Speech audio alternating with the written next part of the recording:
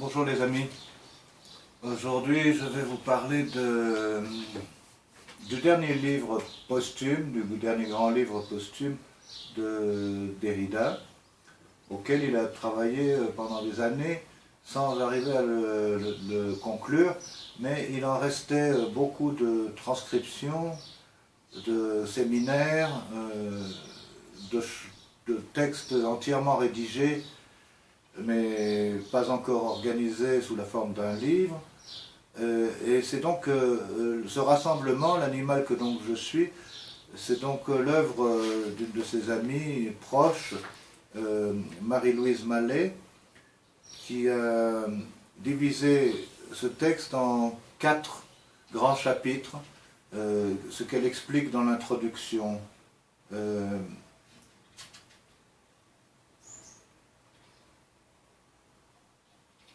Comme il le rappelle lui-même au cours de la conférence, donc la première, qui constitue le premier chapitre, en 1997,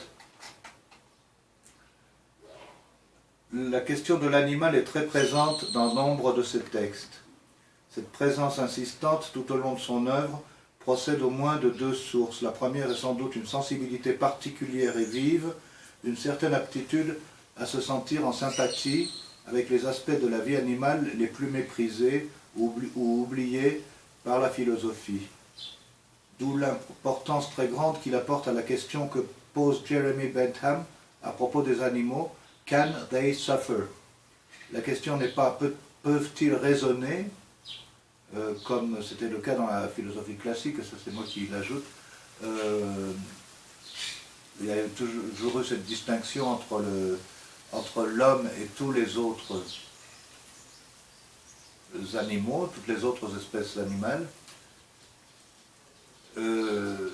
fondée sur la ligne de crête de la raison ou non-raison.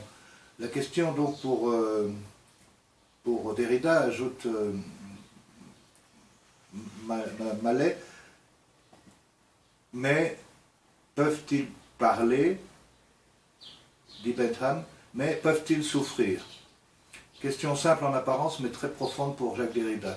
Il y revient plusieurs fois dans ses textes. La souffrance animale ne le laisse jamais indifférent. Donc ça c'est pour la première partie, qui était sans doute la plus achevée. C'était une grande conférence de 9 heures, plutôt un séminaire, comme dit Madame Mallet. La conférence commencée le 15 juillet 1997 s'était prolongée le lendemain et, discussion comprise, avait duré plus de 9 heures. La décade s'était alors poursuivie avec les autres conférences prévues, mais il restait chez les participants une attente. À maintes reprises annoncée au cours de la conférence, la question de l'animal chez Heidegger demeurait en suspens.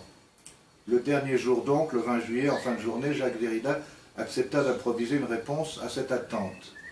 Non rédigée, échafaudée à partir de quelques notes seulement, quelques références aux pages de Heidegger, il ne reste de cette improvisation qu'un enregistrement.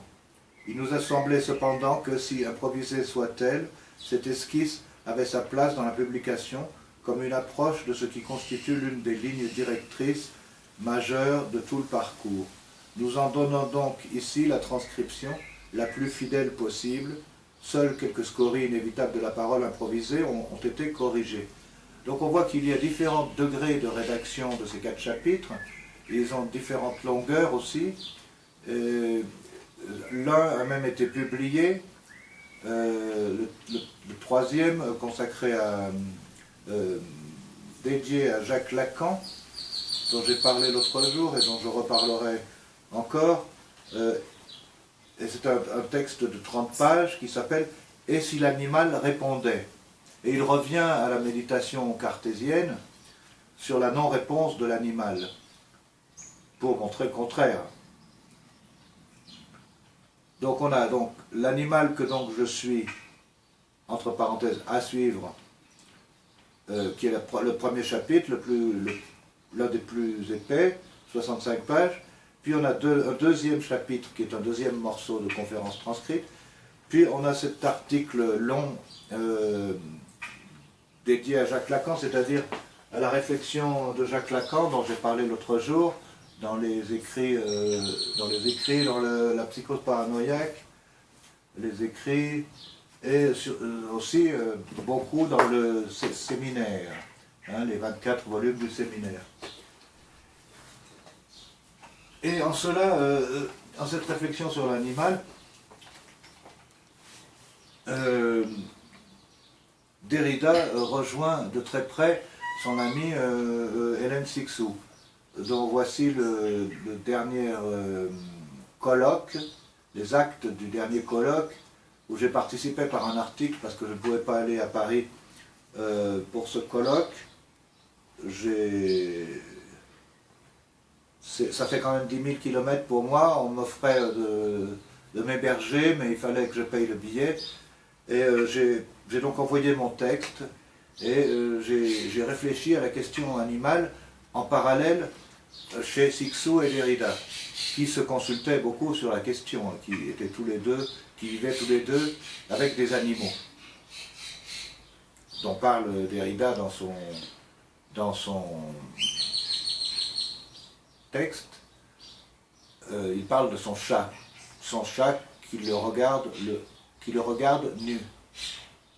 Et il se demande quelle est la réponse de l'animal à la nudité du philosophe qui le regarde. Alors c'est très complexe la réponse de l'animal. Mes perroquets par exemple me répondent, mais souvent ils me répondent en écho, ils répètent seulement. On a l'impression qu'ils répondent, mais c'est parfois pas la deuxième phrase que je leur enseigne, la réponse qu'ils me donnent, mais ils me répètent la question. Ou alors je leur donne une réponse et ils me posent la question qui va avant. Bon, ils sont encore jeunes, ils ont le temps d'apprendre, ils vivront bien plus vieux que moi, bien après moi, et mes petits-enfants les connaîtront, et mes arrière-petits-enfants. Ils vivent en moyenne 80 ans. Je ne sais pas si Derrida, qui a publié plus de 100 livres, comme Cixous d'ailleurs, a parlé quelque part, parce que évidemment j'ai pas encore pu tout lire, j'ai à peine réussi pour l'instant à lire tout Lacan et tout Freud. Donc 100 livres, il va falloir encore que je vive quelques années pour arriver à tous les lire. Mais je ne sais pas s'il a parlé quelque part de la question du perroquet, mais il parle du chat beaucoup. Et de la souffrance, de la réponse. Alors, la question que j'avais soulevée dans cet article, qui s'appelle « Cixous gisent les animaux », c'était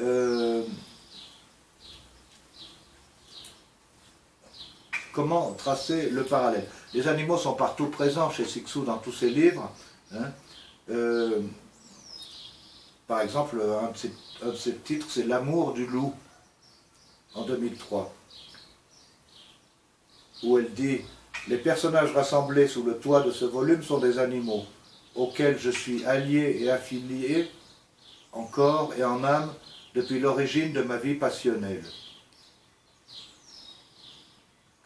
Et donc j'essaie d'entamer ce parallèle dans ce texte qui est à suivre aussi. Et je disais plus encore que chez Derrida, qui réserve sa réflexion sur le sujet aux grandes conférences séminaires de la faim, au métalivre posthume édité par Marie-Louise Mallet, qui en résulte en 2006, l'animal que donc je suis, avec toute l'ambiguïté de cet être, suivre, l'animal que je suis et que je suis, avec toute l'ambiguïté de ce